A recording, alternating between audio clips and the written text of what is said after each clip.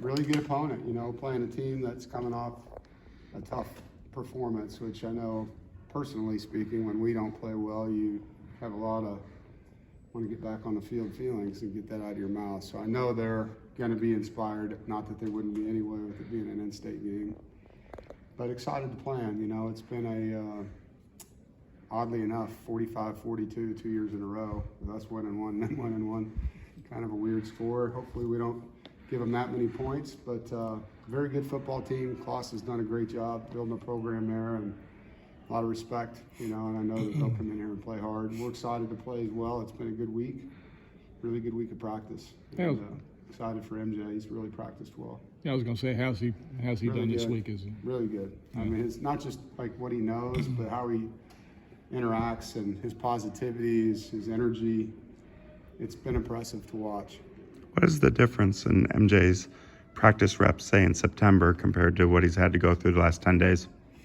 I think in September he was just trying to learn an offense. Now he's running an offense. It's different. He didn't know his teammates, probably didn't know half their names.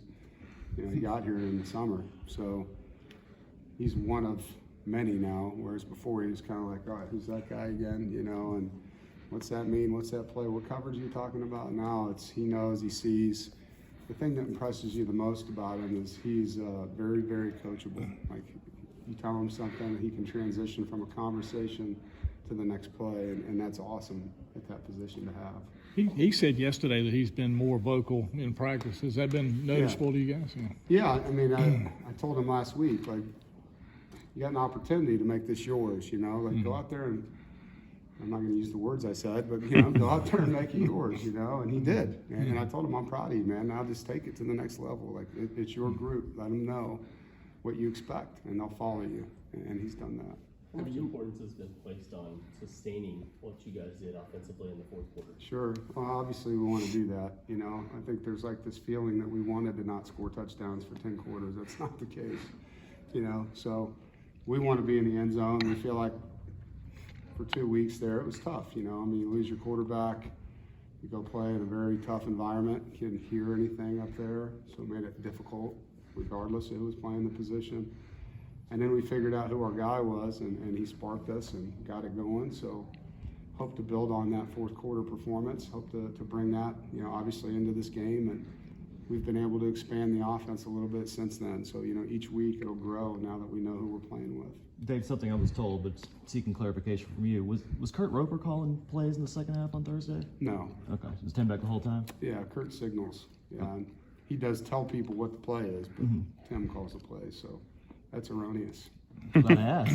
The defense doing a great job still. What are you looking for them? I mean, obviously you want to see them lock down Sam and the receivers, but they had a tough time, especially with 8 turnovers in one half. So can the defense on your side of things take any extra momentum, anything from that game? Yeah, I mean, I think that's so uncharacteristic of them. I mean, they've been top 3 in turnover margin in our league for a long time. So one game doesn't make a team. Obviously we want to get turnovers. We call them takeaways on defense.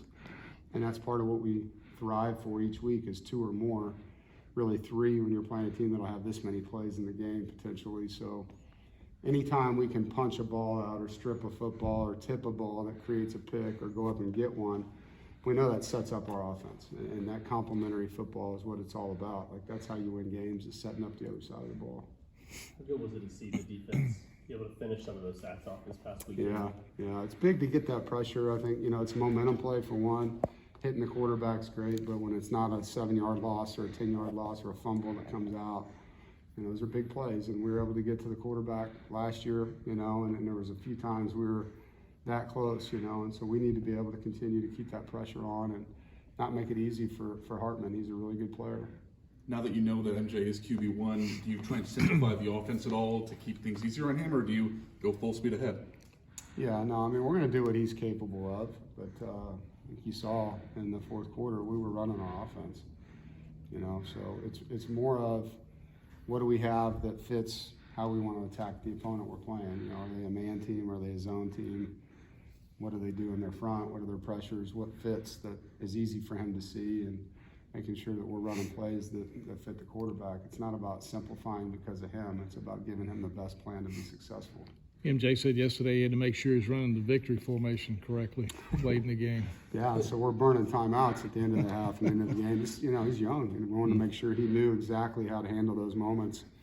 So yeah, I mean, it's when you're practicing game-ending plays, 4-minute offense is what we called that situation. Your third quarterback doesn't really get reps, you know. And so when Devin went out and he became the 2, we're trying to play catch up with a lot of stuff.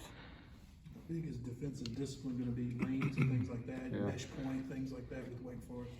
Yeah, you know, the patience of getting to the depth of the ball, like a lot of times you're used to how the timing of plays are on defense, right? You win on your outside of your gap, and you know, just because you've done it enough, how long it usually takes for the ball to declare.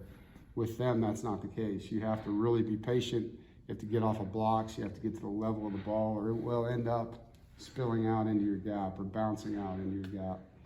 And I think we had 10 of those against them 2 years ago when we beat them, where the ball got off the edge late because a player ducked into another gap, wondering where the ball was at, you know. And so that discipline in the run game is critical. Getting off of blocks, which Louisville did a great job of, is critical. And you know, getting our hands up too. You know, the quarterback, one of the things about walking the ball up into the line like they do, he's very close to the line of scrimmage a lot when he throws, and he's not a tall guy, so trying to get some of our hands up helps us there too.